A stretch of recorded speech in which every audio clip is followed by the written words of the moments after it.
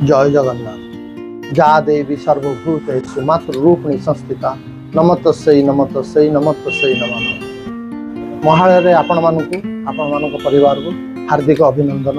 माँ जगत जननी आविर्भाव धरापृष्ठ हुए प्रकृति मातृस्वरूपा आसंता काली महालय माँ जगत जननी माँ परम्बा माँ आद्यशक्ति प्रकृति रूप से धरापृष्ठ को आविर्भाव करते। आविर्भाव को अन्य नाम रे आम आगमनी कहू।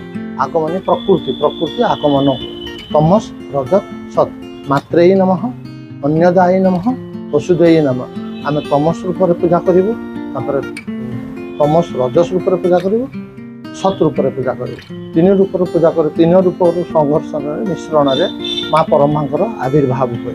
आपण मैंने यही पूजा को नवरात्रि रे तीन रूप से पूजा कर जाए। प्रथम 3 दिन मात्रेयी नमः मान तमस रूप रजस रूप सत रूप नवरात्रि महात्म्य यू नवरात्रि आरंभ होता है।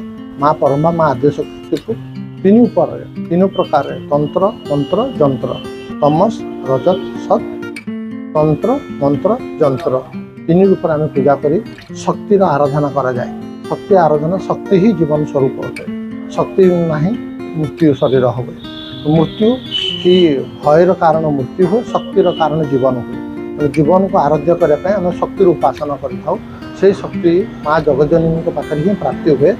से कौन सी ना मंदिर जावा दरकार हुए ना कौन देवालय जावाई पड़े। आप प्रकृति को आराधना कले माँ प्रत्यक्ष परकार आशीर्वाद आप अनुभूति करें। आशीर्वाद आप प्राप्त करें। आपण परिवार आपण समस्त सुख समृद्धि आप आरोग्यता प्राप्ति करें। जय जगन्नाथ।